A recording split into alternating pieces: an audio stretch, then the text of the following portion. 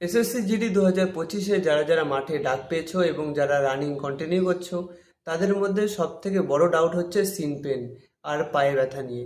তো এর জন্য একটা খুবই ঘরোয়া একটি উপকরণ আমি নিয়ে এসেছি, যেটা যদি তোমরা অ্যাপ্লাই করো খুবই বেনিফিট পাবে। সিন পেন যেহেতু এই অ্যাঙ্গেলটায় হয়, আর কারোর নিচেও হয়, কারোর উপরেও হয় একটু, কিন্তু এইটুকুর মধ্যে হয়।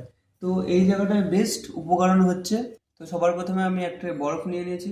এই বরফগুলো তোমাদের একটা গামছা বা কোনো একটা পলিথিনের ব্যাগে ভরে রাখতে পারো।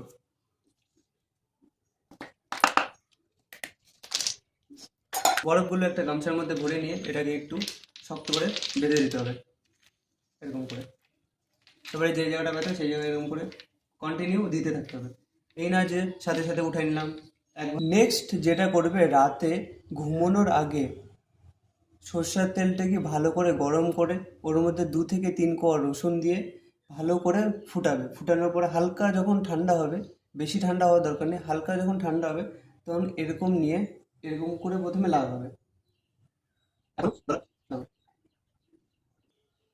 তেলটা লাগানোর পরে হাতের এই তালুর এখানে একটুখানি তেল লাগিয়ে নেবে।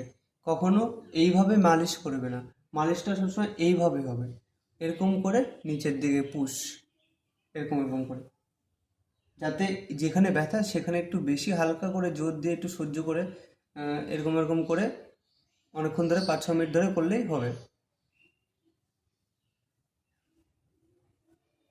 তো আশা করছি এই দুটো টিপস যদি তুমি বাড়িতে অ্যাপ্লাই করো তো অবশ্যই বেনিফিট পাবে। তো 1 সপ্তাহ পরে এই ভিডিওর নিচে একবার কমেন্ট করে অবশ্যই যেও তোমাদের ভিডিওটি কেমন লাগলো।